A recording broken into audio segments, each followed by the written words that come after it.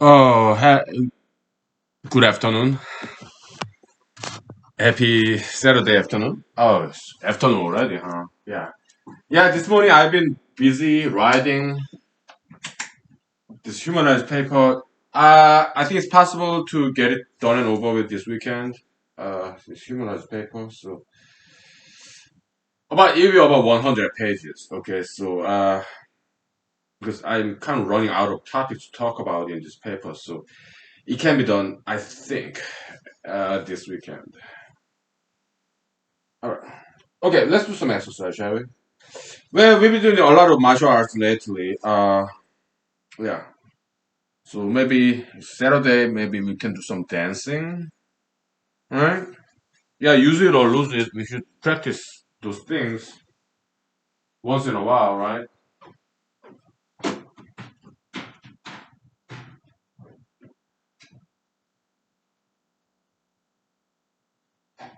Ah,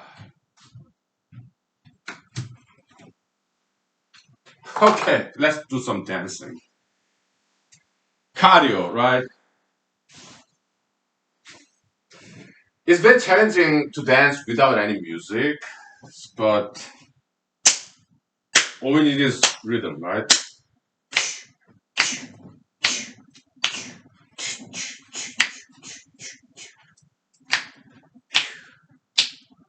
Yeah. Hmm.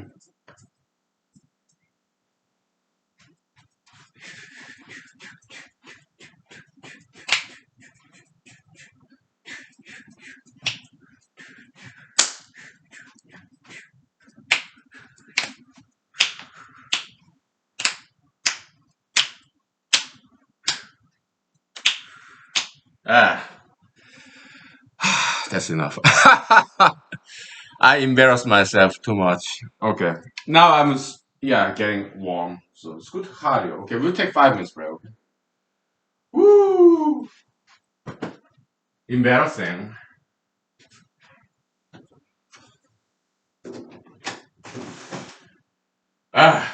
Yeah. Let me switch to Hawaiian t-shirt and lighter, thinner pants.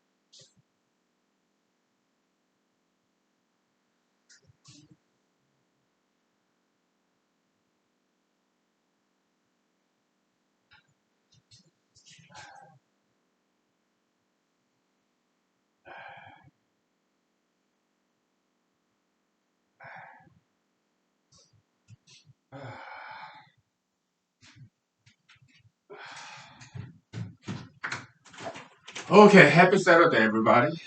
Let's get the party started. Ah, uh, put these glasses back.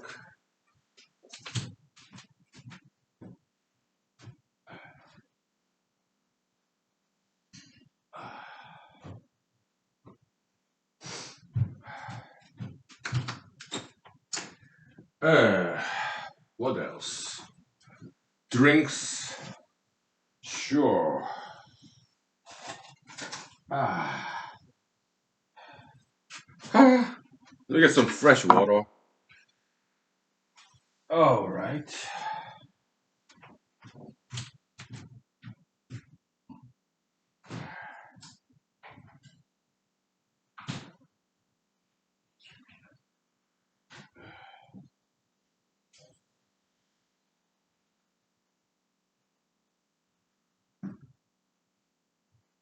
Okay. It's beautiful outside, isn't it? Yeah. It's too shiny though. It's too bright. Ah, yeah. Oh. So, yeah, so this humanized paper might get finished, like 100 page so far this weekend. I don't know why. I need to look at my notes to make sure I didn't omit anything. Okay. But Mr. Ernest Hemingway, he made my job a lot easier because he said omission is not a bad thing. It's a good thing. Okay. So because it invites readers to fill in the gap, be active readers and participants of this process. Hmm? But at least the topics, all the topics I wrote down in my note, which is my cell phone, I need to go over it. Okay, there's long laundry list of things that I wanted to write about, but I feel about 90%, 95% is already written in this paper, 100-page paper. So I feel very good about it. Okay, so yeah, okay. All right, let's talk about postmodernism after World War II in Europe and in America. Okay, Western culture. Postmodernism post World War II. Okay, yeah, some nihilism, some existentialism, because during World War II, so many people died. So people questioned intellectuals. What's the meaning of life? Why war? Why do people kill each other? So many people died. Why? So some philosophers like they're, I guess, going through some existential questioning, existential crisis, the guilt of survivors. Okay, all these people died, but we survived, so kind of feel guilty about it. Feel sorry about people who passed away, World War II. Okay, yeah. So theater of absurd, kind of nihilism, right? And Samuel Beckett, the Waiting for Godot, the Silence, right? And Jean-Paul Sartre, French philosopher, existentialist, nothingness. Okay, what's the meaning of existence? He refused Nobel Prize, which is really cool. Okay, he refused Nobel Prize because what he said was, it's very understandable. Yeah, I don't want my literary spirit to be institutionalized, like on a golden cage, boiled in a golden cage. He did not want that. So he wants some academic freedom, free thinking.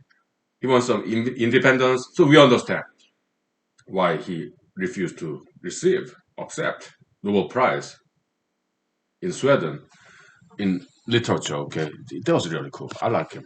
Okay, but how about you? I recommend you to accept Nobel Prize. Okay, I hope and pray that you win it. Okay, if you want to, by all means, go get it. Okay. When it comes to me, will I accept it if they award me whatever Nobel Prize? Yeah. I will. When I was a teenager, I told my parents, well, let me refill this, then I tell you. Okay.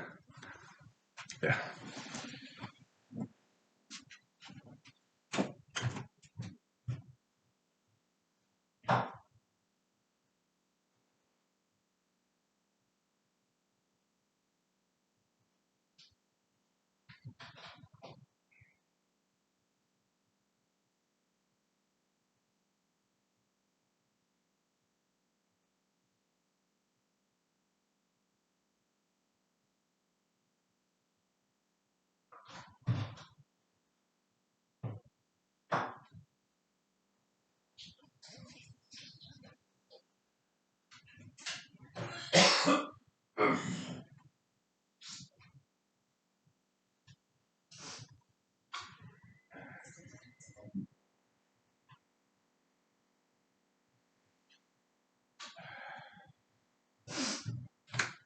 Yeah, some story time. We'll do some karaoke session too later on. After I get drunk, I sing you some songs, okay? So, but story time first. When I was high school, Seoul, South Korea, back in 1990s, probably like 1996, 1995. Okay. I learned about Jean-Paul Sartre, probably 1970s, 60s. I think it was 1960s. Before I was born. Yeah, he refused Nobel Prize. I learned about that when I was in high school. Okay. So I was so impressed. So I told my parents that, hey, mommy, daddy, if I ever win Nobel Prize, I will refuse to accept Nobel Prize, just like Mr. Monsieur Jean-Paul Sartre. My parents' reaction, son, well, that's kind of arrogant. Okay, if they give you award, accept it, because to refusing it, it's kind of arrogant. It's kind of crazy. So if you ever win Nobel Prize, you don't want it, well then accept it and give it to me. Give it to us. Okay, so I was like, let me think about that.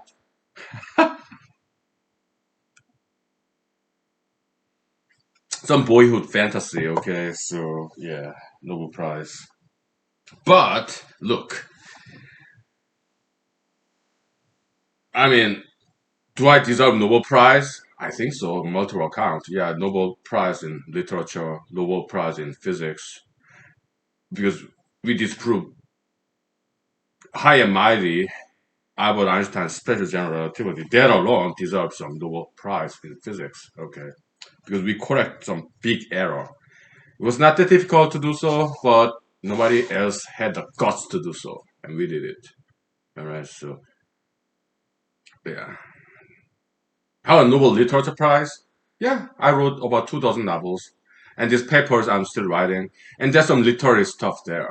Okay, so do I think I deserve Nobel Prize in literature? I think so,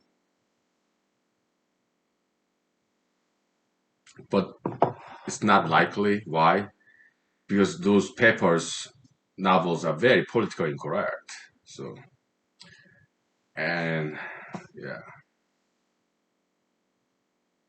I Nobel Prize committee, they have their reputation, and they don't want to jeopardize it. It's like business, right? We understand. We don't blame them. Yeah, so.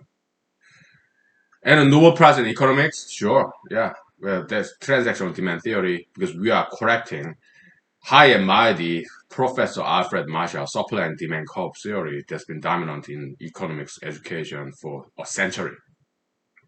Right? Not only that, we disproved Karl Marx, Sigmund Freud, Albert Einstein. We already did so. Next paper will be about economics. Okay, we'll disprove Mr. Alfred Marshall, his supply and demand curve theory. Okay, so yeah, that from there, yeah, it does deserve Nobel Prize in economics. Okay, but we'll see what happens. Okay, but that will be the topic of next paper. I'm very eager to start on that paper, but this humanized paper, we have to finish it first, right? Maybe this weekend, maybe next weekend. Okay, it depends on how much coverage has been already done in this paper, 100-page paper. I have to look at my notes in my cell phone. Okay, no stone left unturned, kind of. Okay. So when I was in Seoul, South Korea high school, okay, I studied very hard in 11th grade back in 1995, 1996, something like that. And I was about to be awarded to be first in class, like out of 300 students in my year. Okay. Why 300 students? Well, technically there's 600 students, but they divide by letters and science. So letters and science. I was in science track. 300, 300 each. And they score differently. They take different kinds of exams. Okay. So out of these science-minded people, 300 people, regular high school in South Korea, in my childhood hometown, Pampo, okay, I was number one once, okay, because I studied very hard in some big exam, right? And the school traditionally they award as a role model, just number one winner of this exam, uh, to serve as a role model in front of everybody. They give award, not money, but some medal, kinda, okay, and yeah, certificate of achievement, something like that, okay. I said no. Why? Because my exam score is my privacy, it's my business, and I don't want it to be made public. But my teachers, the school officials, they said, no, no, you have to take this. What did I do? I ran away. Ran away from school, ran away from my parents. I even ran away from country. To where? America. Okay? It was AWOL case, okay? Absence without leave. Leave means permission, okay? Yeah. But I went back. The school officials, teachers kindly and generously forgave me of my misadventure, okay? I was young and dumb. What did I know? But they forgave me, okay? They didn't kick me out of school. Why? Because and they were very protective of me. Okay, yeah, I made a mistake, but they understood why. They used to be young too, and they made mistakes when they were young, and they kindly and generously saw me as a young man with high and big potential. So they allowed me to graduate, come back and graduate. Okay, and I did. God bless them. That's so nice. Okay. Whereas in the U.S. Army, later, I made mistakes too. But my sergeants, colleagues kindly and generously forgave me of my mistakes. Why? Because they were protective of me.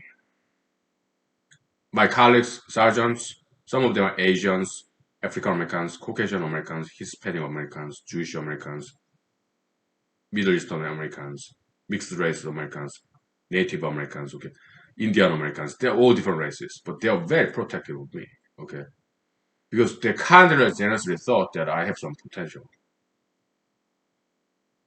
okay. Yeah, God bless them. Okay, I've been very protected, okay, very.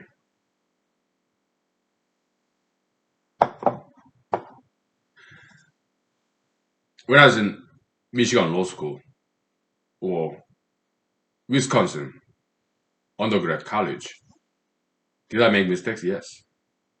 But they kind of just forgive me all my mistakes. My friends, my ex-girlfriends, all of them. Why? Parental love, unconditional love. Okay. So yeah, no, I never went to jail. Okay. I did make some mistakes, but they forgave me. Okay. Power of forgiveness. I owe them. Okay. Now I'm giving something back to humanity. My parental figures. Okay.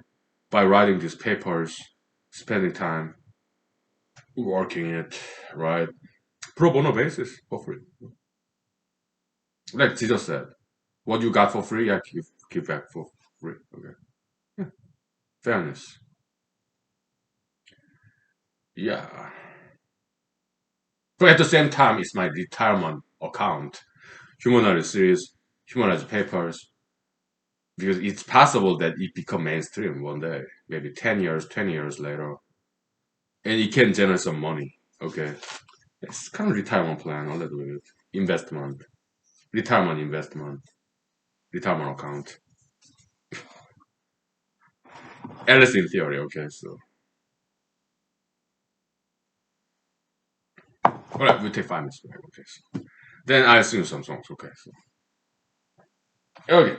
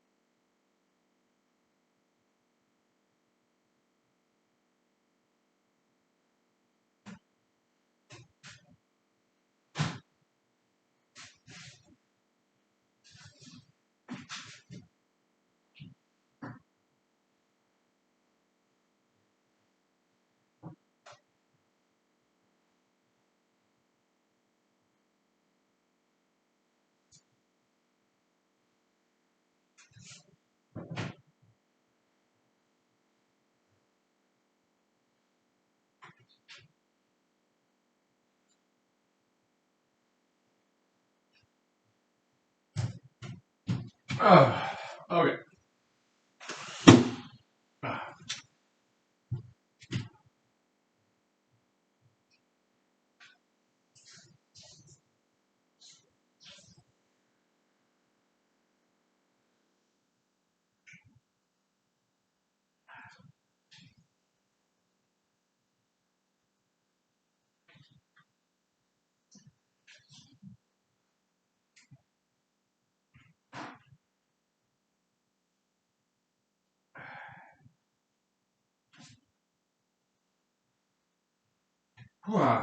So, yeah, the song I'm gonna sing you today is "All I Do Is Dream of You." It's very famous song, 1930s. I looked it up in my break time. I think it's an American song written in 1930s. I think. Yeah, so many like 5 dozen singers, recording artists sang this song for like over 70 years, 7 decades. Okay, like Doris Day, Michael Bublé, and Stace Kent. Stace Kent version is my favorite. Okay, all I do is dream of you. So yeah, only 2000 she sang this. Okay, remade. Okay, I love that music video. Okay, in YouTube. All I do is dream of you the whole night through. With the dawn, I still go on, dream of you. You're everything, you everything, you're every song I ever sing. Summer, winter, autumn, and spring. Yeah, for the more than 24 hours a day. There will be spent in sweet content, dreaming away. When skies are gray, when skies are blue, morning, noon, and nighttime too. All I do is the whole night, whole day through is dream of you. Goes like that. It's a beautiful song. Very charming. I think it's an American song. Let's go back to Wikipedia.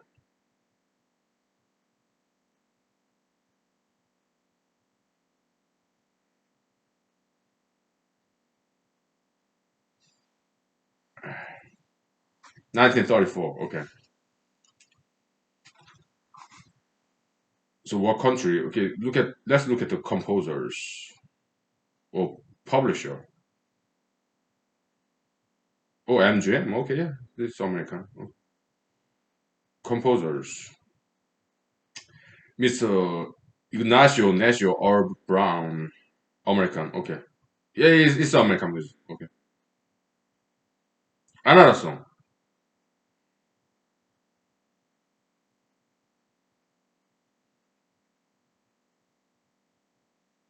This kind of indie. Uh, Volume Thieves.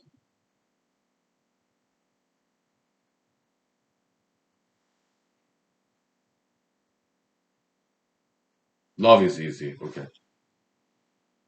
Yeah, this is some of the music that I played when I was writing this paper.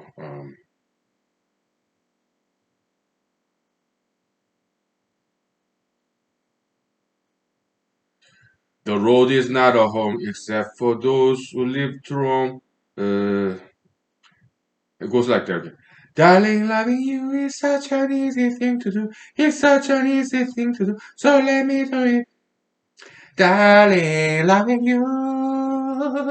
Darling, loving you. Darling, loving you is such an easy. Ah, beautiful song. Oh, I love this song. Anyway, oh, so that's that. Yeah,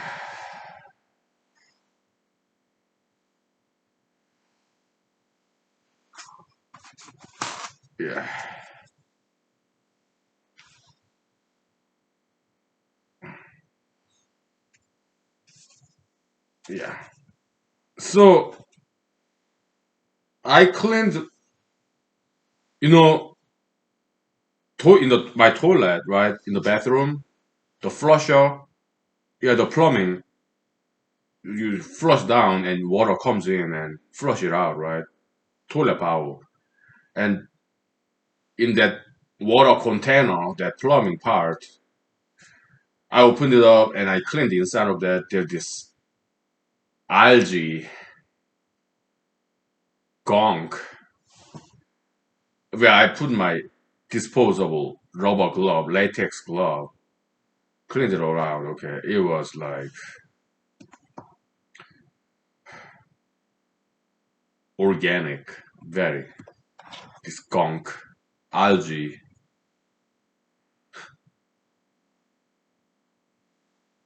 I don't think they're bacterial, viral, fungi. It probably it's algae, the gunk. I cleaned that all out. Okay. Yesterday, yeah, I laundried, washed my linen, bed sheet, pillow cover, blankets. Okay. I do clean my house. All right. So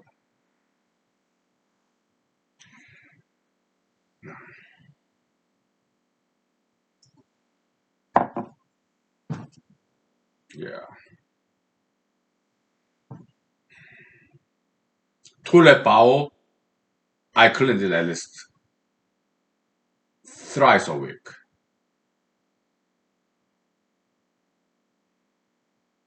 Otherwise, all this algae,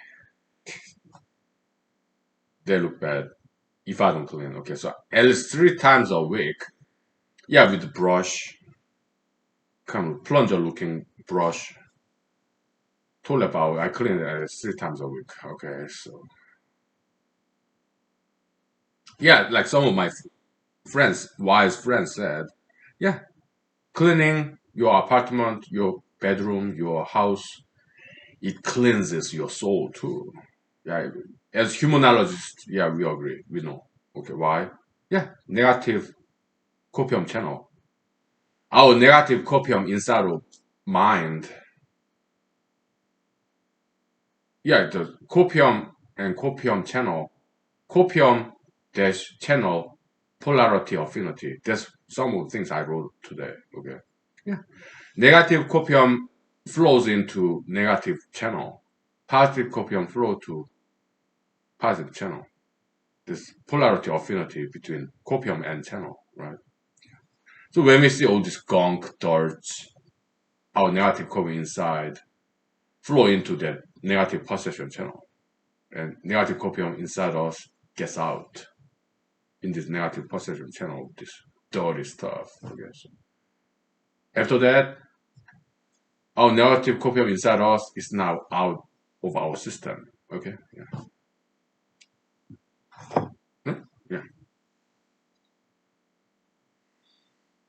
We take 5 minutes break. Okay, so yeah, I'm kind of getting drunk. So what? I worked in the morning writing. How many pages did I write? About 2, 3 pages. Okay, but it was good writing session. So, yeah, it's time for relaxation.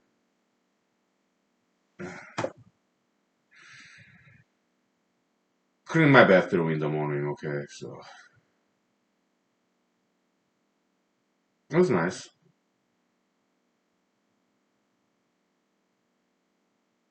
Yeah, let's take 5 minutes break. Okay. Then we talk about some Western history, modern, postmodern.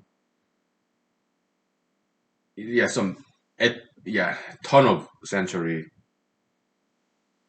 Fengdi circle, something like that. Okay, so yeah.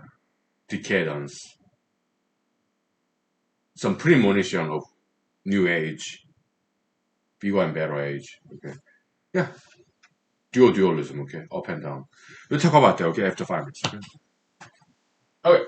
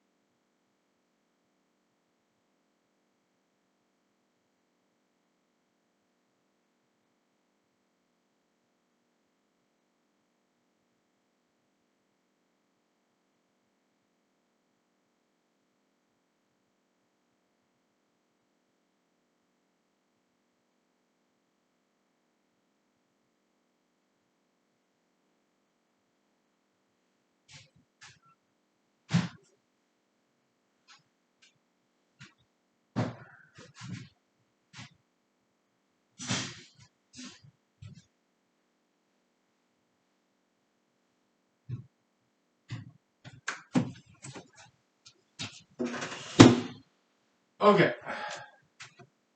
so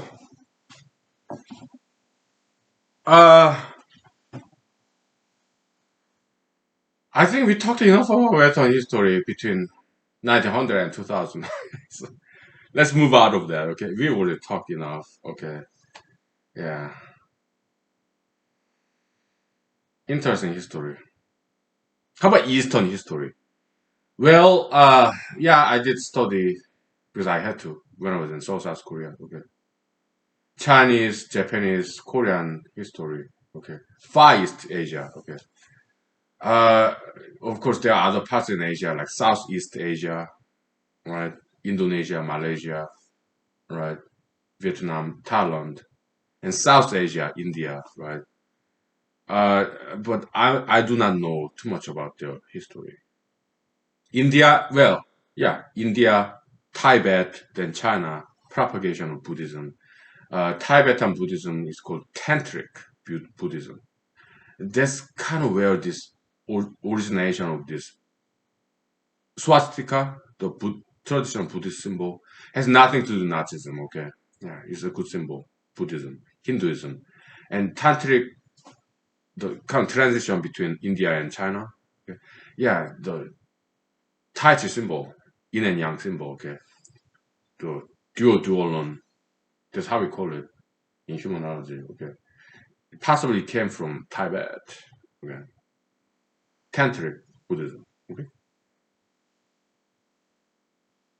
very esoteric, very mysterious, mystical Himalaya mountain. Okay, so you are cool people.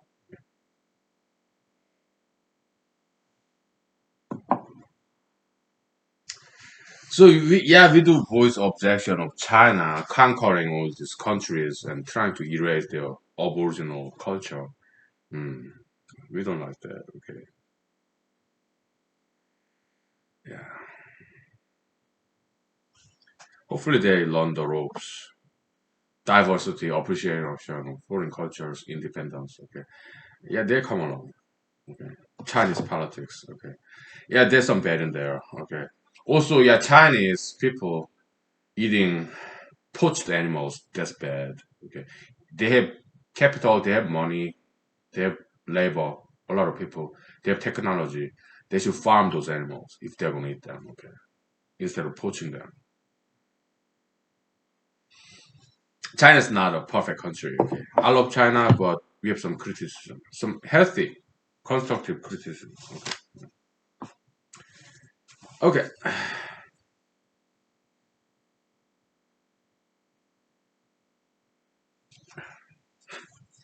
my ear was a little bit itchy, so I'm sorry. What what else?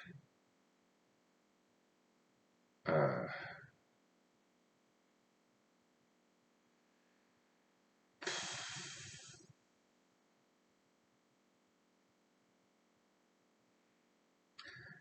what did I watch last night?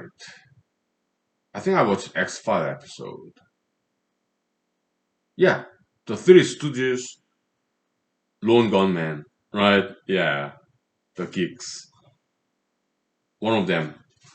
Yeah, geeks and nerds, and the other one, narc, snitch, federal government employee of FCC. Yeah, the Lone Gunman. Three people, Three Stooges. Regular guest stars of X-File series, right? Yeah, huge fan, huge fan.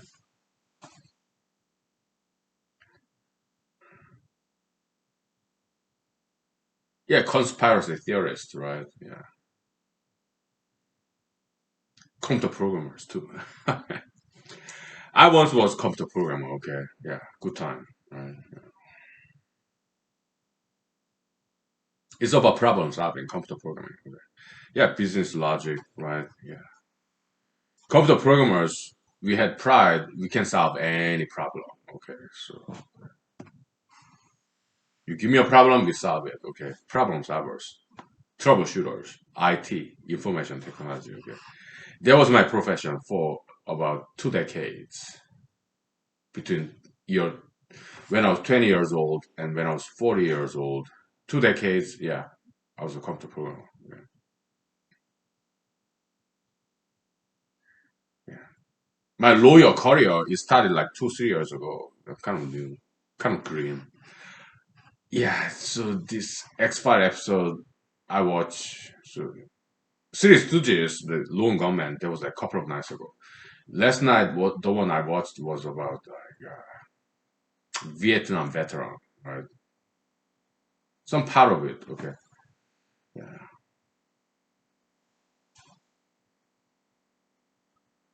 Some part of yeah.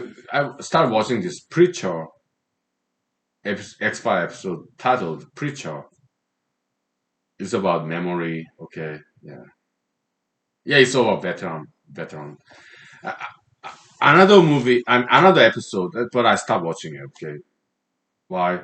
It become too violent. I don't like violence. Okay, so I watched another episode, Forgotten. It's about POW, missing in action, Paomia, POW, prisoner of war, missing in action. Okay, so this Vietnam veteran, special forces, sergeant, he was POW in Vietnam, and he learned some esoteric skills of Southeast Asia, Vietnam. Okay, so this is a fiction. Okay, I love X Files. It's about supernatural,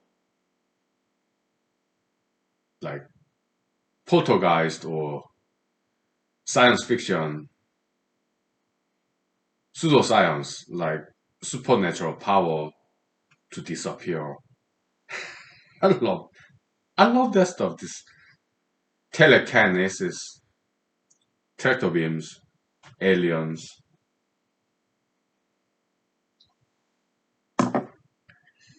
science fiction. Okay, like time machine, and I love it. Mr. H.G. Wells, right? Talk about this island uplifting animals to become a human being. H.G. Wells, this island of Doctor, whatever his name, okay, H.G. Wells, okay, great writer, all right, vivid science fiction. Yeah, he's called dubbed as father of science fiction, okay, H.G. Wells, late on late 1800s. He's the inventor of time machine concept, okay, I think,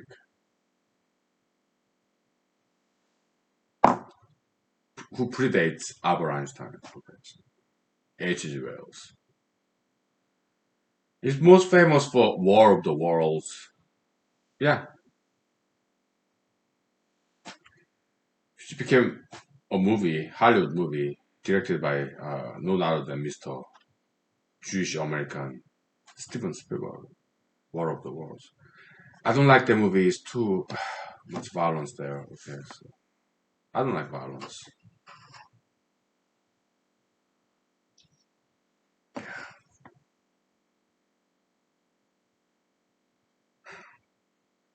We'll take 5 minutes break. Okay, so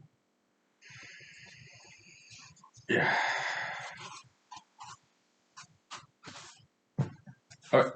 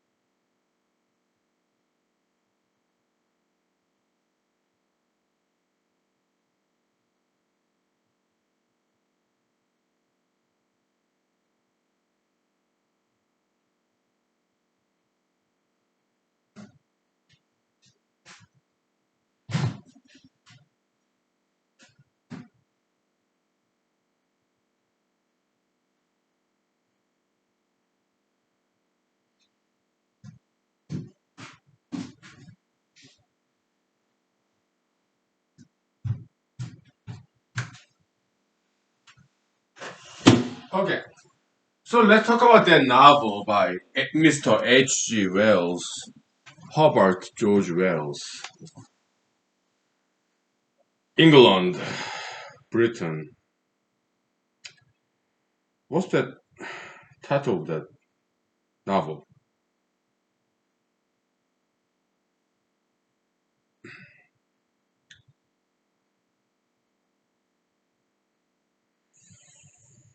Island of Doctor something.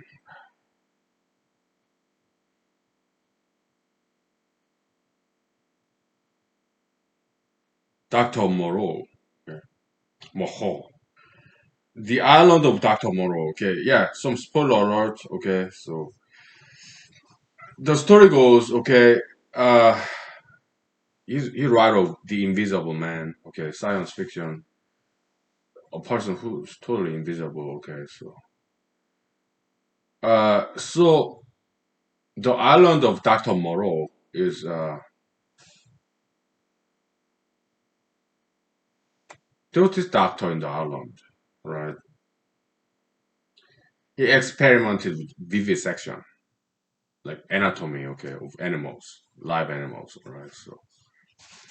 So he inflicted some pain to these animals, and then these animals start to become a human being. And there's some visitors to this island, okay. Spoiler alert, okay. Visitors to this island, all right. So this creature that is half animal and half human being.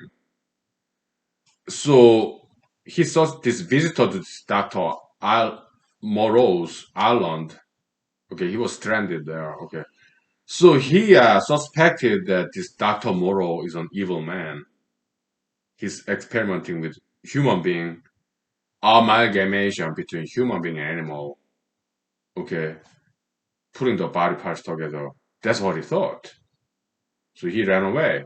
Later on, the doctor, he met the doctor himself, though, and the doctor explains, no, no, no, no, no. Oh, no, I'm not evil, doctor.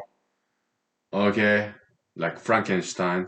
That actually Frankenstein predates H.G. Wells. Is written by another English writer who is a female, right? Victorian era, earlier, maybe early to mid 1800s. Frankenstein. Okay, but maybe H.G. Wells probably learned from Frankenstein story. Okay, so anyways, so this stranded visitor of this Dr. Moreau's island suspected this is evil doctor amalgamating, putting the body parts, sewing together animals and humans. That's what he thought. And but Dr. Moreau said, no, no, no, I'm not evil doctor. I'm uplifter. I'm uplifting, promoting the evolution so that animals become more like human beings. How do we do that? Inflicting pain to these animals. Yeah, torture, trauma, pain and suffering. Okay. And the doctor said, yeah, well, I'm kind of adding my own stuff here. Okay. Yeah, that's the only way an animalistic individual can become a more divine, godlike individual. How person grow up, discipline, education, infliction of pain and suffering. Not too much though, but just a little bit. Okay. That's how you can make a human being grow up to be a better person, like God, as opposed to low animals. Higher God, human evolution, okay, education. Well, I did write about that in the paper this morning. Okay, so maybe I should cite H.G. Wells, Island of Dr. Moreau. But I never read that novel, and I read about that plot summary of that book novel a couple of weeks ago. Yeah. We just independently reached the same conclusion, right? So, yeah. Discipline, pain and suffering, it's a good thing. All right. It makes a person wiser and smarter. Right. We came to the same conclusion independently from these Western writers, novelists. Okay. But yeah, like George Orwell, British writer, later on. Okay. He talked about the same thing. Okay. So, yeah. If people are happy, they will be simplistic, unsophisticated, okay, but when people are going through some difficult times, pain and suffering, persecution, perhaps bullyism too, okay, it make those people, if they survive, yeah, stronger, wiser, more sophisticated, okay. So there's this co-evolution between LGBTism and humanology, okay, co-evolution, okay. Yeah, LGBT ideology, dominant ideology of the day, all right.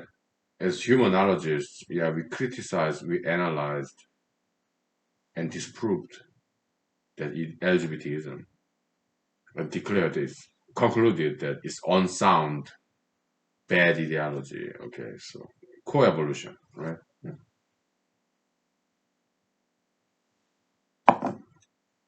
yeah, these metaphysical pathogens, bad ideologies, not just LGBTism, there are other ideologies out there. Okay, tattoo piercism, ultra interracialism, marijuanaism, whatever. Okay, so yeah,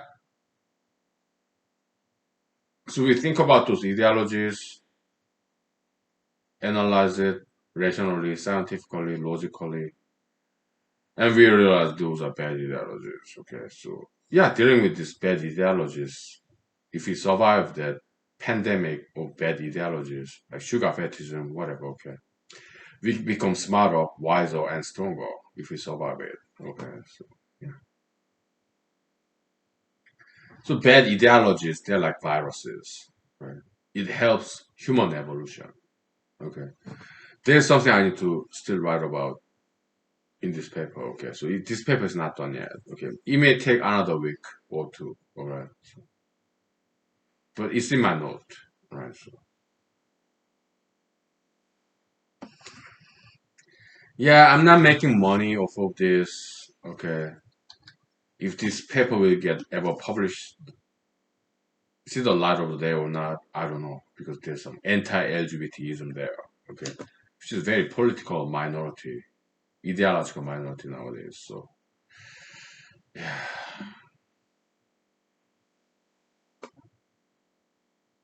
but I'm serious about it. Writing this. Okay, will it get published or not? I don't know. I do what I can.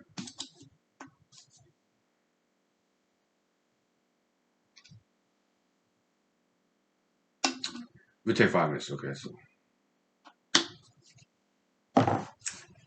yeah, yeah,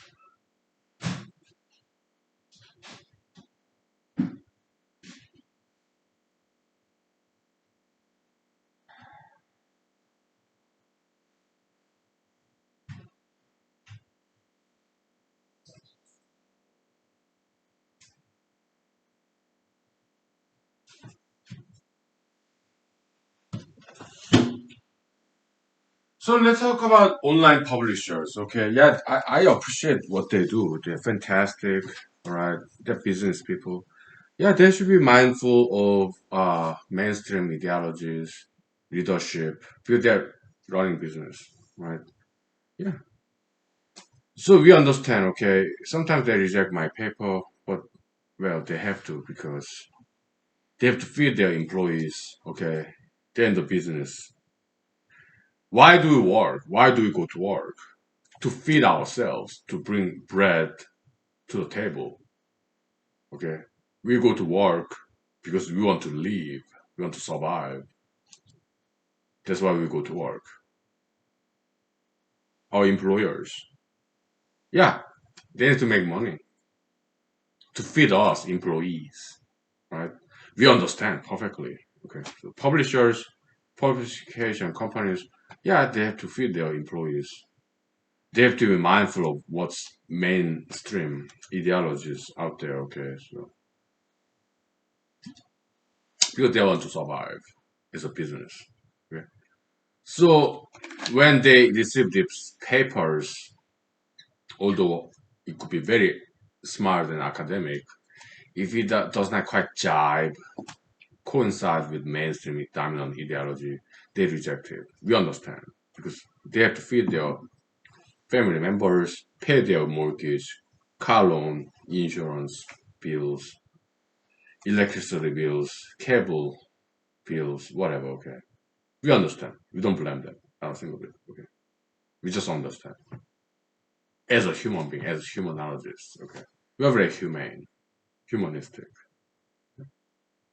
Yeah, yeah. So I've been working with three publishing companies online. Okay, one of them canceled my account, kinda. Okay, so all the papers no longer accessible.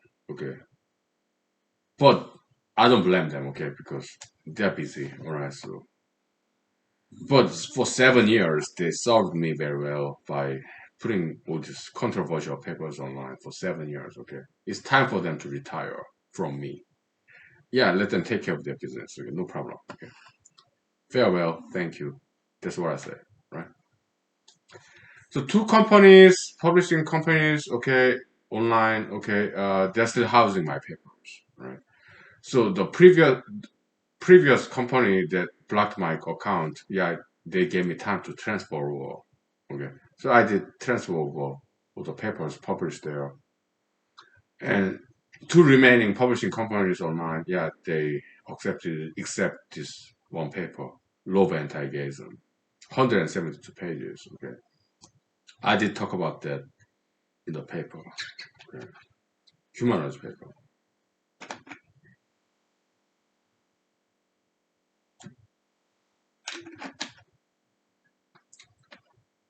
Yeah. So out of the two remaining publishing companies who's still working with me, okay, one of them is kind of liberal and kind of more mainstream. Okay, it's not archive.org where they don't accept people like me without any PhD dropouts, without any connections. But two online databases similar to archive.org, but it's not archive.org. I tried archive.org, but I don't have any academic credential to get account there. Okay, so they rejected me. But there are two more. There are some others. Okay, but I'm still working with two publishing companies online. Okay, internet. One of them more mainstream, right? So yeah, they're still maintaining, although they rejected paper, love anti-gayism. Okay, but they're still maintaining other papers that I submit to them. Okay. God bless them. So nice. The other one, yeah, they are cool too, but they are less mainstream. Okay, and when I submit to both of them, love anti-gayism. The other one, one more mainstream one, yeah, they said they emailed me. Okay, yeah, this is not good paper. Okay, it's too offensive. Okay, it's against our policy. So I replied to them. Yeah, yeah, you and I we disagree on things, but no two people can agree on everything, even identical twins, they disagree. Okay, so but we can still be friends. Okay, so right. So they are a little bit more liberal, right? So I'm not gonna send this humanology paper that I'm still writing to them. Why? Because this paper still have some anti-LGBT content in there, right? Yeah. But I thank them for actually reading what I submit to them. Okay,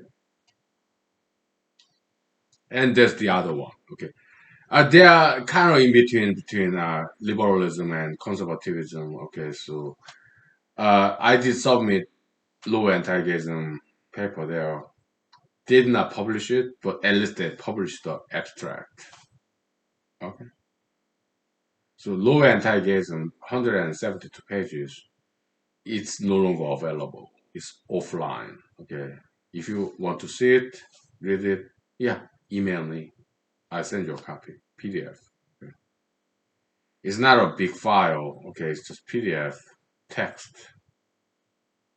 There's no picture there. There's no movie there. So it's just plain text. 172 pages. It's not that big of a file, so I can email if you want. So the other publisher, okay, yeah, at least they published abstract, not the PDF, but abstract. Okay, so and title. Right? So they're kind of in the middle. They're left, not far left, not far right, but kind of in the middle, centrist. Okay, so this humanities paper after it's done, I picked a smaller, less mainstream publisher, okay, and submit to it. But the other publisher, I want to maintain good rapport relationship with them because they are still housing some of my papers. Okay, so I don't want to hire them any further than I already have. Yeah. So that's the plan. Okay, more mainstream publisher, online publisher. Yeah, I get a lot of readership, like 10 people, 20 people, 30, 40, 50 people. Okay, to me that's a lot. All right. The other less mainstream online publisher, I get like one person, two people, three people reading the papers published there. Okay. There's no overlap, right? Yeah. So this humanized paper, after it got done, yeah, I submit to this lesser known online publisher. Why? Because more mainstream publisher, yeah, they kind of nitpicky about this LGBT. But the other publisher, major league, minor league, okay, so there's some more allowance. Because not many people are reading, visiting those smaller online publisher papers. Okay, okay, we take 5 minutes. Okay, so that's the plan. Okay, yeah. I stay in the minor league, American baseball, major league, minor league. I stay in the minor league. Okay, because major league, yeah, too much censorship. Okay, too much pro LGBT ideology. Okay, so yeah. I don't want to ire them, bother them, annoy them any further. I want to maintain rapport. They're running a business. Okay, so the smaller publisher, yeah, not many people are visiting them. Okay, so there's less censorship. Okay, so I submit to them, not the major league but minor league. Okay, why? Because I don't want not want to hire this major league publisher. Okay, so what if minor league publisher decline this paper? I'm okay with that. Yeah, maybe I'll go find another publisher, but there are so many. Okay. Or maybe I just hold it. vote it, and bide my time and try to publish it again after 5 years, 10 years, no problem. But I intend to keep on writing, alright, no problem.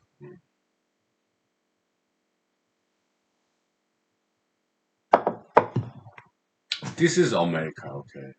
Year 2021. Too much censorship going on. Ideological dictatorship, rampant liberalism, where conservatism is no better, okay? So intolerant,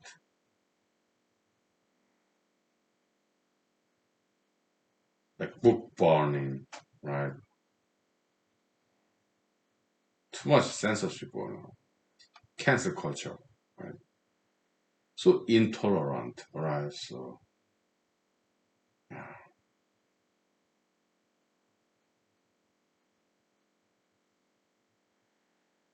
All right, we'll take 5 minutes break, okay? So, and we'll talk about something else, all right? So, all right.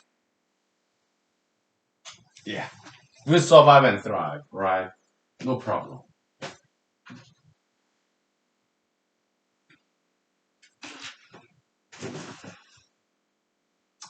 Let's persevere, right?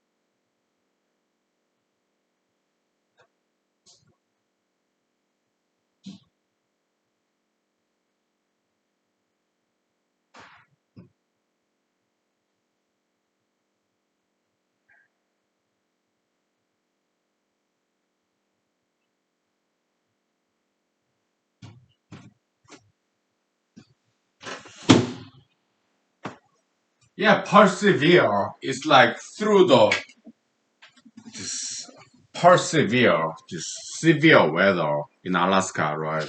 Persevere. So English word per means like through. Yeah, go through this severe weather climate, right? Winter in Alaska. But nowadays it's nice. Alaska is very warm this winter, okay? So yeah, we've been spared from all this severe weather, okay? It's like taking a hike, okay? So promenade, right? Cakewalk, kind of. But some story time, okay? When I was in Los Angeles, California, back in between 2006 and 2009, right? Yeah, I tried to be an actor.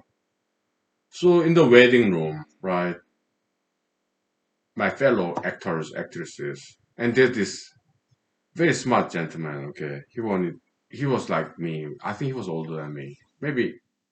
So I was in my late 20s back in 2006, 7, all right?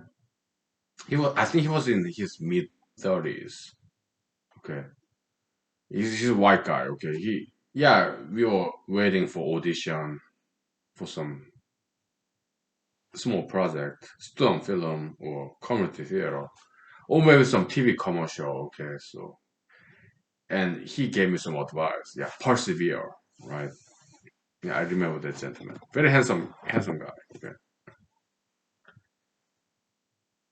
Shakespearean mask. Okay. Classical. Kind of like Caucasian, European, American. Very handsome man. Okay, so he gave me advice. Yeah, it's tough to be an actor in Hollywood as a startup actor. But persevere. Okay. Survive. Right. Yeah. I remember that. Yes. We were taking cigarette break outside the waiting room, outside the building. Yeah, we take cigarette break. Okay. Maybe after audition was over. Okay, so we chatted. Right. Good times. Right. So yeah, story time. Okay, Los Angeles, California, back in 2006 and 2009. About 3 years I was there. Okay. Yeah, auditions because I wanted to be an actor.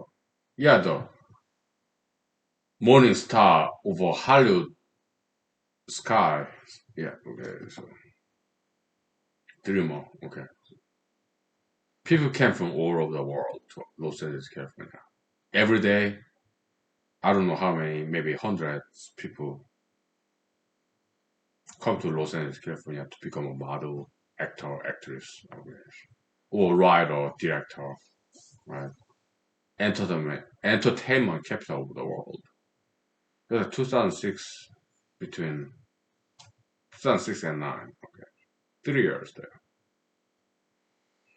Yeah, I met many handsome men and beautiful ladies, okay, so I remember I went to an audition one day. It was a music video, okay. And the music video, the singer was African American gentleman. I met him, chatted with him. Handsome guy, great singer, great dancer, okay. And the director of that music video also African American gentleman, older than me, okay. The singer himself, I think he was younger than me, okay. I was late 20s, like 29, 28, 27, okay. I think he was like 23, maybe. The singer, rapper, dancer, protagonist in this music video project. Okay. But the director was African American gentleman. The singer, African American gentleman. Okay. But yeah, singer was younger than me, I think, and the director was older than me. I think he was probably in his late 40s or early 50s. Okay. I went to audition. They played the music, and the director of this music video asked me to dance. So I did dancing, okay, yeah. And I presented my photo resume, okay, as an actor, okay. He liked it, okay, so I was hired. He did pay, okay. Something like $25, okay.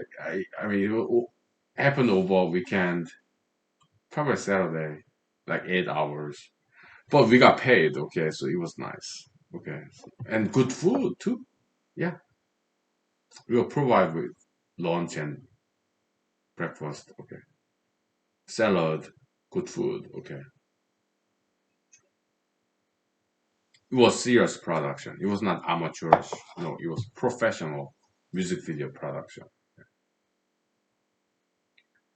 It was the title of that song, Snitch.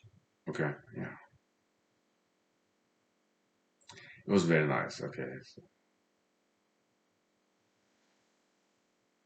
I did try to look up that music video, but I couldn't find it. Right, but it was very nice music video. Okay, so yeah, me, what was my role? Backup dancer, background dancer. Okay, it was cool. Yeah. So in that music video, I think I was the only Asian. So what Asian male? I was the only Asian by race, right? Then who are other casts? Are there African American, beautiful, handsome men, women, African Americans, and some Caucasian American, beautiful and handsome men and women. Okay, so I think I was the only Asian there. Okay, so Los Angeles, California, back in like 2007, right? Music video. So I did chat with them, okay, during our break time, okay. It was cool interacting with dreamers. They're African American males and females and Caucasian American males and females in America, okay. I was the only Asian there, as far as I can recall. Okay. Oh, we got along very well, right? So back in Los Angeles, California, 2007, something like that. It was nice. No racism, no. Sharing our dreams, okay. What other auditions you had? What's your aspiration? What's your goal? Yeah. We corrected each other too.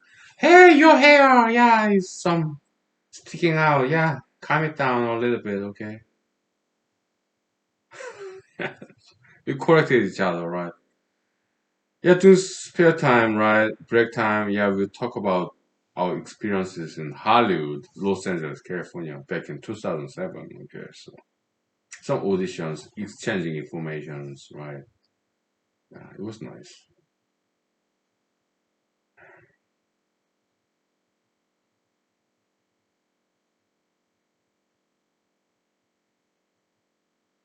Yeah, beautiful people. Yeah,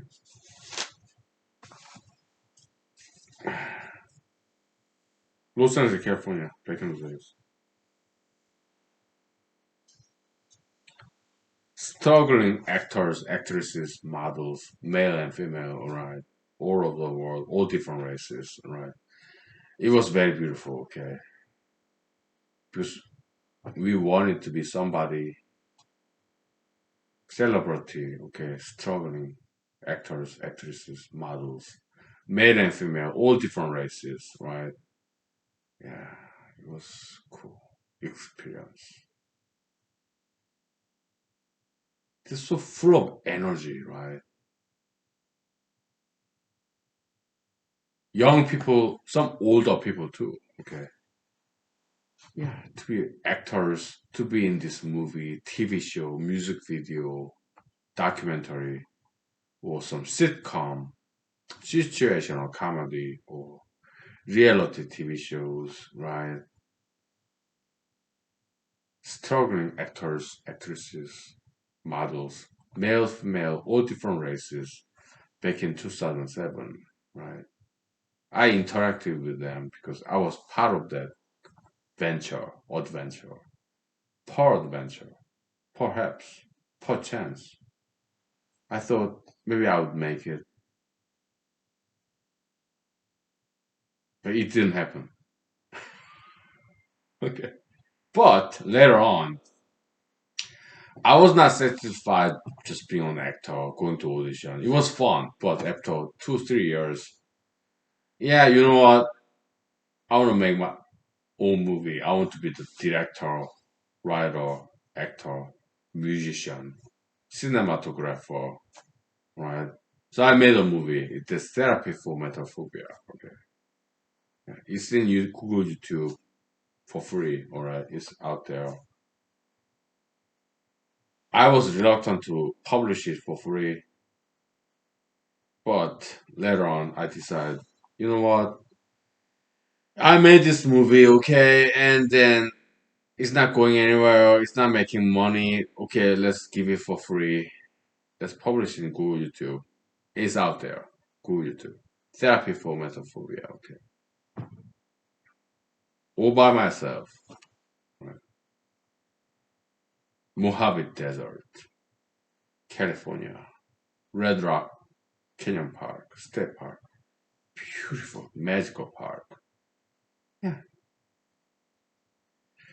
Give me 5 minutes, okay? I tell you all about it. How the making of therapy for metaphobia. Okay, yeah. All right. I'll tell you. All right. So we talked about this before, previous human series, but some review. Okay.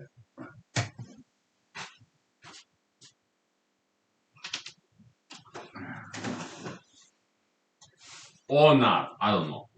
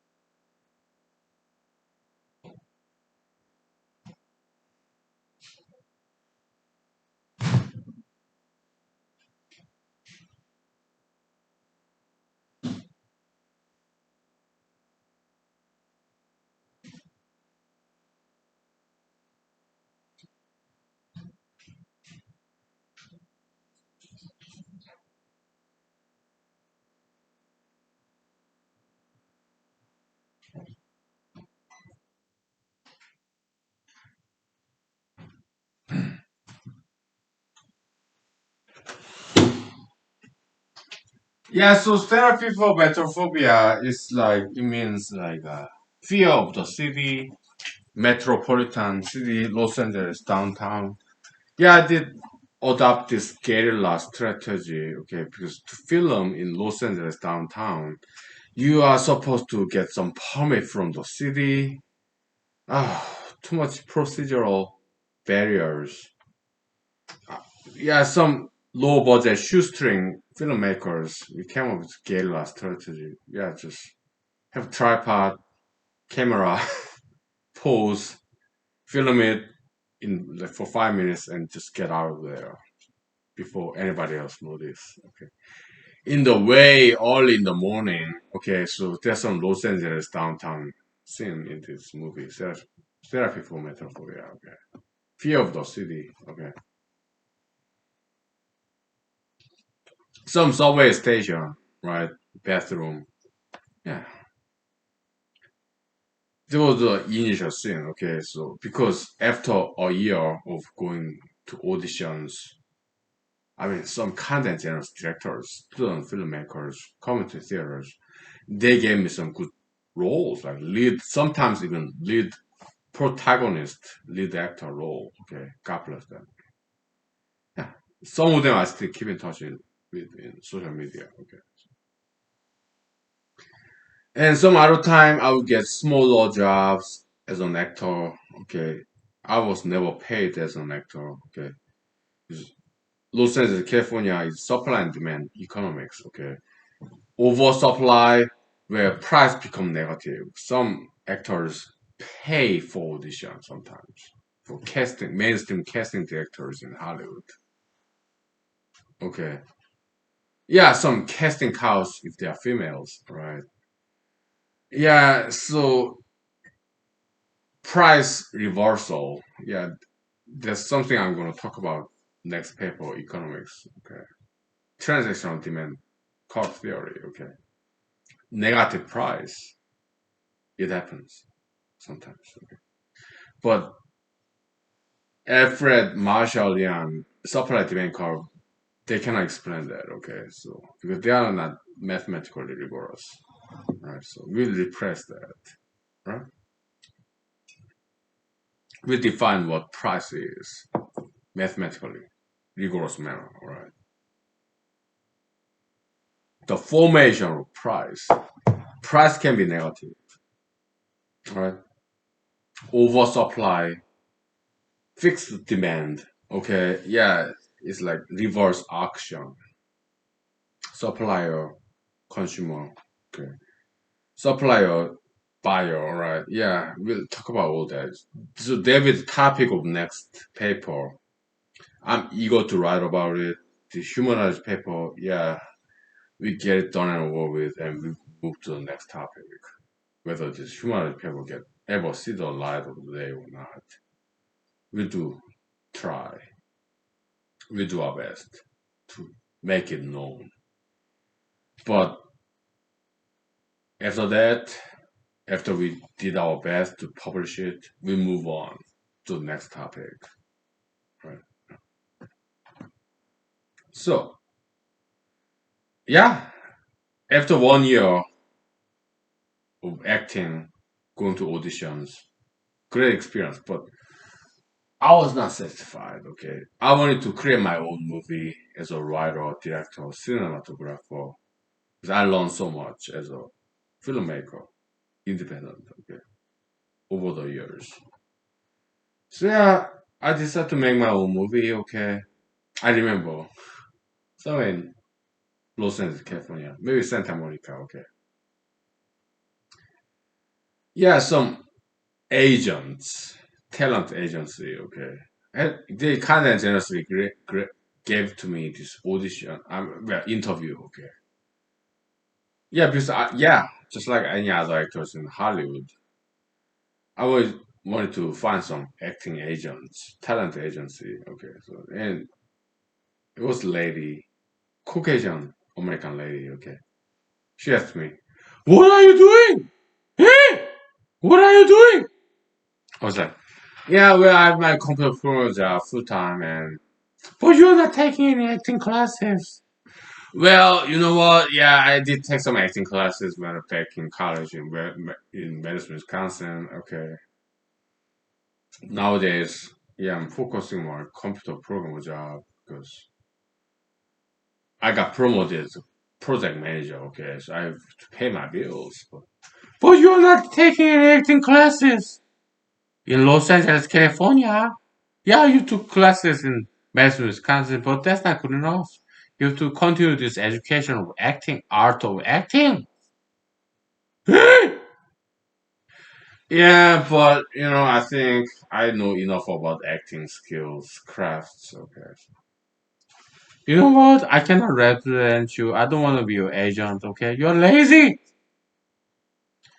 Uh, okay, maybe I am. How about this humanology paper? Humanology series, occult, conspiracy theory, heresy. Maybe they are. Maybe this is what they are. What it is. Okay, occult, conspiracy theory, minority. Whatever, okay? We don't care how other people characterize us. We do what we can, okay? Limited liability, okay? Minor profit like Jonah, right? We do what we can, okay? So, long story short, yeah, I went out there, Mojave Desert. I took some loan to pay for this, like 2,700 dollar camera, semi-professional, Panasonic. Yeah, mini DV. Okay, it's digital video. It's cassette tape, very small, like this big. Okay, so mini DV. We have to digitize it after we film it, right? I was all by myself, so there's no we. It was just me in the middle of Mojave Desert. All right, with my 1996 year Chevy Corsica red vehicle sedan. It was in the movie, okay. So sometimes I would drive there into the desert. It got stuck in the sand, okay. Oops. So I slept all night in the desert. It's nice and warm. It's summer desert in California, Mojave Desert.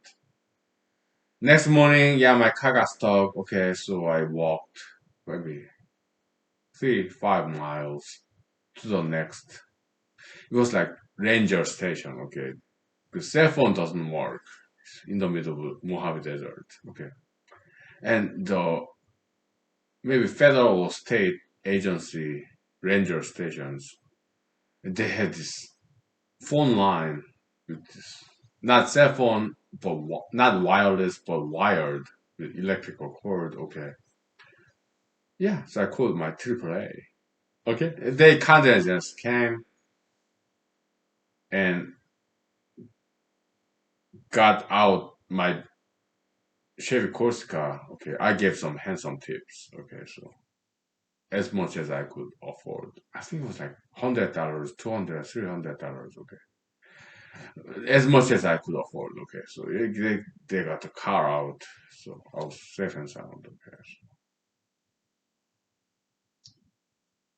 so those are some stories of this making of therapy for metaphobia. Okay, so it was hot. It's desert, California, Mojave Desert. Okay, in the movie you can see my forehead broiling, tanning, direct, strong sunlight, sweating. Right, I was alone. Okay, out there in the desert. So I learned a lesson, okay? I cannot drive my car way into the desert. No. I park my car, get my stuff, camera, tripod, remote control, some food, sandwiches, water in my backpack, and hike way down there where there's nobody. Yeah, there's some hiking trail, okay, but yeah, Red Rock Canyon Park or State Park of California. So that's how that movie was made. therapy for metaphobia. It should have gotten some Academy Award or Sundance Film Festival Award, Independent Spirit Award, but it didn't. But we got some award. Okay, yeah, Ireland, avant-garde, best avant-garde film of the year. Okay, some small film festival in Ireland. Okay, God bless them. So yeah, we got some local small community in Ireland, right next to Britain in Europe. I was in Afghanistan back then as a U.S. Army soldier deployed to Afghanistan. Okay, we got 2 weeks break, R&R, restoration and recuperation. Okay, yeah, it was nice. Okay, so the film festival in Ireland, yeah, they were very kind and generous to us, and we take 5 minutes break. Okay, and I tell you some interesting stories in Ireland film festival. What year was that? Like 2011. Okay. Maybe 2012. Something like that. It was nice. Okay. Give me 5 minutes. Okay, then I'll tell you the rest of the story. Right. I'm cooking my lunch right now. Okay. Microwave. Pork meat. With a lot of vegetables. Beans. Alright.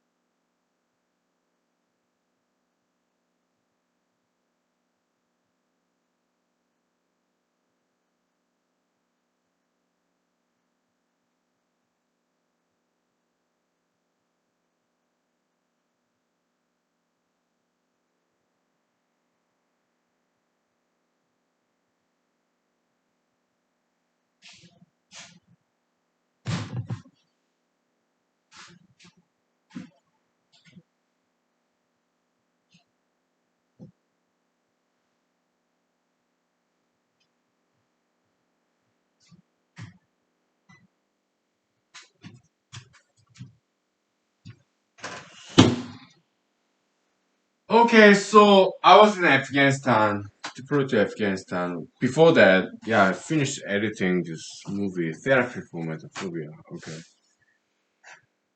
when I was in barracks room, U.S. Army. Okay, this back in 2011, something like that. Yeah, so then we deployed to Afghanistan. Before that, I submitted to 5,000 film festivals, including South by Southwest in Austin, Texas, Sundance Film Festival somewhere in Utah, and whatever. They all rejected that. Some Tribeca Film Festival in New York State, Los Angeles Film Festival, San Antonio Film Festival in Texas, San Francisco Film Festivals. They all rejected that, okay. So. But some content generous, smaller film festivals, community based, they accepted the movie. Five of them. Okay. One in Pasadena, California, one in Ventura County, California. Okay. One in Australia, one in England, one in Ireland. Okay, so God bless them. They're so nice. Small festivals. Okay, so yeah. So I picked England and Ireland because it's close as opposed to western coast of America, California, Pasadena, Ventura County, or Australia. That's too far away. We got only 2 weeks vacation. R&R when I was deployed to Afghanistan as part of U.S. Army deployment. Okay, so I picked Europe because it's close by from Afghanistan. Okay, because I did not want to waste time in air traveling. Okay, so yeah, Ireland, England, right next to each other in Europe. Okay, Britain, Ireland. Okay, so yeah. I attended both of them. Okay. In 2 weeks period. Okay, so these kind and generous people in Ireland, England. Okay, yeah, yeah, in England, yeah, it was very small, community based. Okay, yeah, I attended that, and then I went to Ireland. Yeah, the kind of generous local community in Ireland. All right, Irish. I don't speak any Irish, but I learned how to say hello. Do I remember it? Let's look it up. How do you say hello in Irish? It was very difficult language to learn. Okay, so I just learned how to say hello. I don't even remember. Okay, hello in Irish.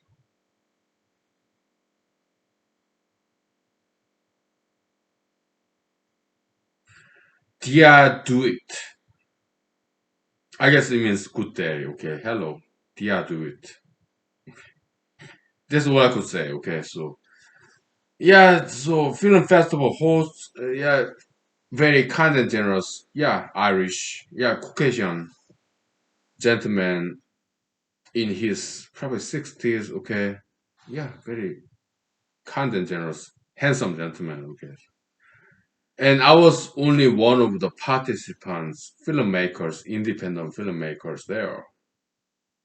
And I remember some of the other filmmakers I met there. Okay. My movie Therapy for Free is feature length, 70 minutes. It's not a short film. It's feature length film, 70 minutes, 1 hour and 10 minutes. Okay, but other entries, yeah, they are short films like 10 minutes, 15 minutes. Okay, middle length like 30 minutes. All right. So we went there. Okay, all over the world. We went to Ireland to the content generously accepted our movies and displayed, showcased our movies to very local community in Southern Ireland. It was not North Ireland.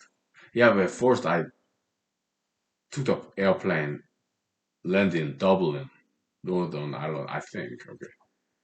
Yeah. But I went to Southern Ireland. I rented a car. It was like left and right. Okay. Driver side on the right side. It was confusing. Okay. So no car accident though. Okay. I drive very slow. Okay. So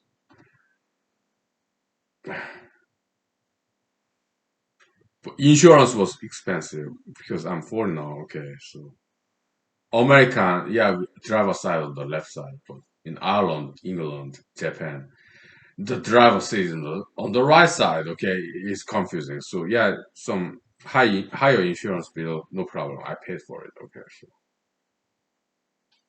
no car accident. But at one point, I remember I had compass and map, and my compass was very cheap, so it was disoriented. Okay, so I was circling in this town.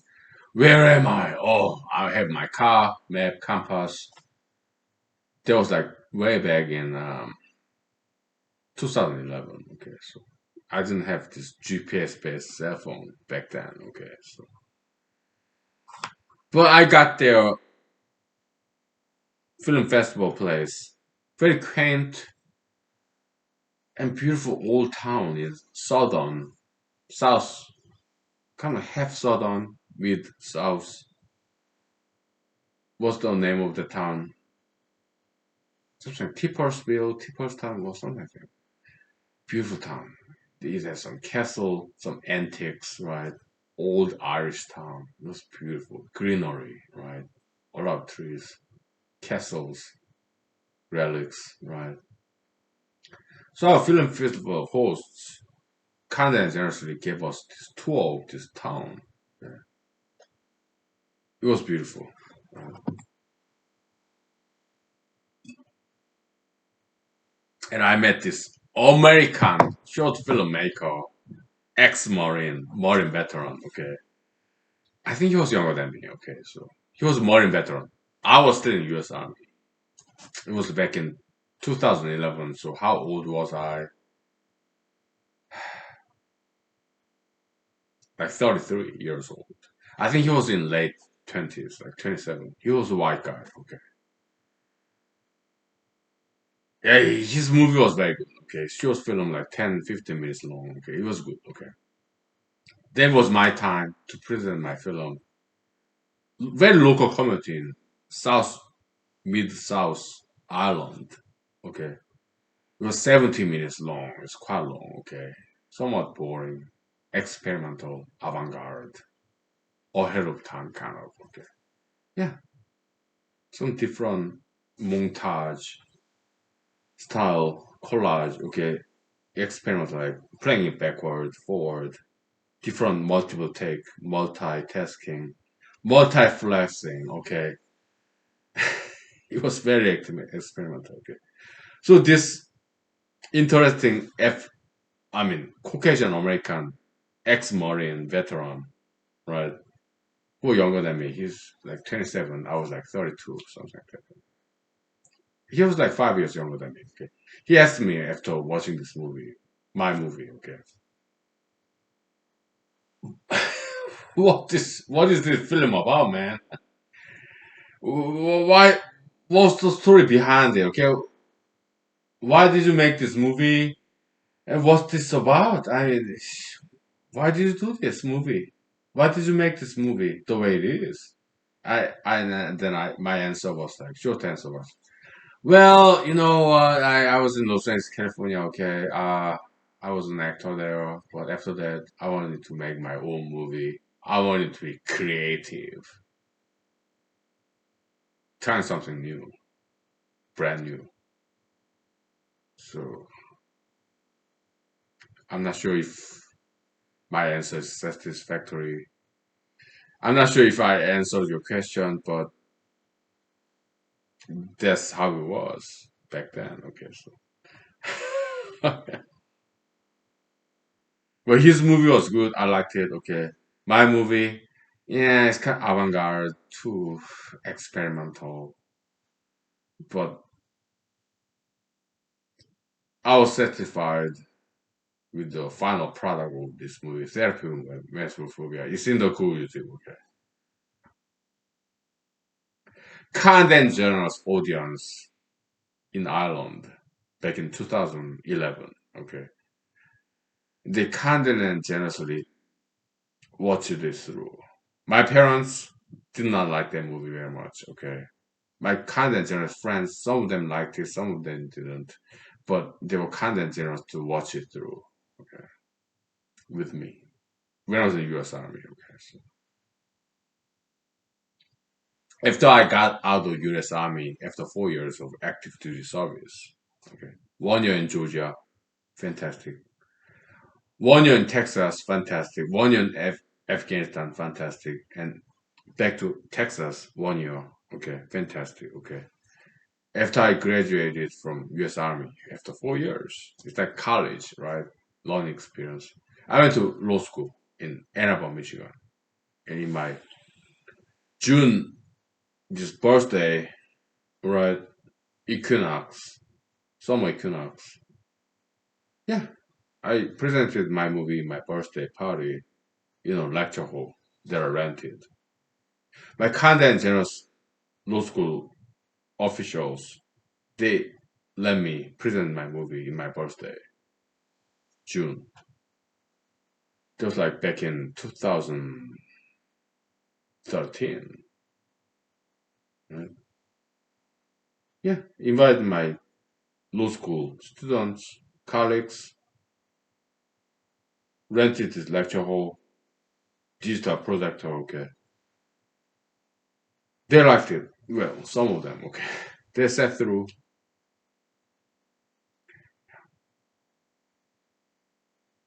It was not supposed to be a party. No alcohol. No, it was in school campus lecture hall. I rented that lecture hall. Okay, and with digital projector, yeah, played my movie in my on my birthday party. Okay, no alcohol. Yeah, just soda, Coca Cola, and pizza. Yeah. So my kind and generous law school colleagues, they watched it through with me. Okay, some of them liked it, some of them didn't. Okay, but I appreciate them watching this through in U.S. Army, some other places, law school. Okay, and Google YouTube. Okay, yeah, they did. Some people I never met in person, we communicated online. Okay, what they think about this movie. I owe them. I owe you. Okay, for kindness and generosity. Okay, thank you. Yeah, viewership appreciation. Okay. As a filmmaker, writer, actor, unknown, nameless. When we have audience, we're very grateful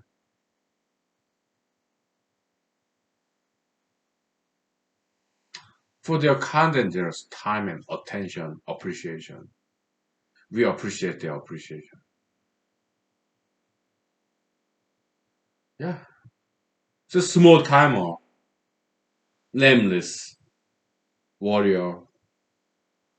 Small people helping out small people, right? Yeah, it's all about love, right? Yeah. So life is good. Yeah. We take 5 minutes break, okay? So I continue to cook my this pork meat, water, vegetable in my microwave, okay? So it was in the freezer, so it will take like 20 minutes to thaw and melt. Yeah. We'll take 5 minutes, okay? God bless you. Thank you.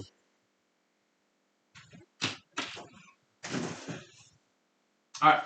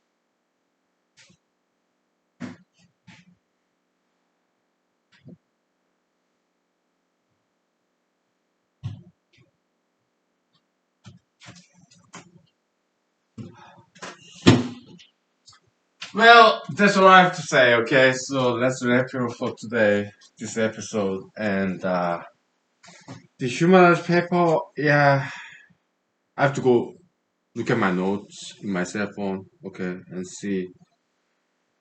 Yeah, there are some more to talk about. Okay, so I don't think it will be this weekend to be published. Maybe 1 week more, maybe 2 weeks more. All right, I don't know. Right, most likely less than 1 month. All right, because yeah, I can't run out of materials to talk about in humanology paper. Okay, copiomology. Can't reiterating the same point I made before. Okay, so yeah, but there's some more to talk about it. Okay, so probably maybe 1 more week. Okay, so then it will be finished, will be published. That I don't know. That's off my control. Okay, I do what I can, but I will submit to this minor league publisher, right? Who's more because not many people are reading that website anyway. One, two, three people. Okay, so there's less censorship there, right? Minor league. Yeah, yeah. This day and age, too much censorship, ideological dictatorship going on in America, right? But good day will come, okay? After 5 years, 10 years, right? Yeah. So if it can never get published, no problem, okay? I'll hold it, vault it, save in some cloud storage, my computer, my cell phone, whatever. We see the light of the day. We're optimistic. We are religious. Blind belief in high and almighty, righteous, just, good God. We believe that God is good. We believe that life has a purpose. That's why we struggle to survive and thrive, right? We believe that God is good. There's some lesson I learned in Manhattan, New York. I were actually Brooklyn, New York, when I traveled to New York 20 years ago. Okay, I didn't have any money. Backpack travel to Manhattan, New York for the very first time in my life. Okay, I was sheltered in this rehab facility because I was not druggy, no alcoholic back then. Okay, but I didn't have money. They kind and generously accepted me to stay there, some drug alcohol rehab facility in Brooklyn, New York, because I didn't have money to get a hotel room. Okay, yeah.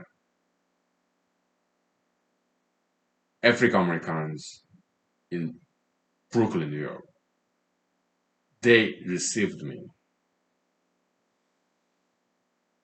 and provide this shelter and food. We had to work. Yeah, breakfast in bed. Yeah, rotation, cleaning stuff. Okay, God bless them. It's so nice. Yeah, they said God is good. I agree. Yeah, we believe God is good. He care about us. So we are going through some difficult times in year 2021, but it's for our own benefit. We are being stronger, smarter, wiser, discipline, pain and suffering, difficult times, right? Evolution, survival of the fittest. Okay, yeah, we'll survive and thrive later on. Okay, we survive now, we'll thrive later.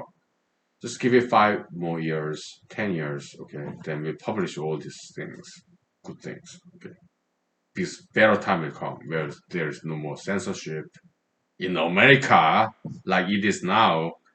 Yeah, there will be more freedom, liberty. America will return to good old America where there's freedom, liberty, respect, tolerance. Right? Good day will come. Yeah, I have no doubt. At least I want to believe that good time will come. That God is good and He care about us. Not just America, anywhere in the world. Right? Okay. God bless you. Thank you. Happy Saturday. Have a nice day. Bye. Have a nice weekend. Thank you. Bye. I love you. Thank you for loving me.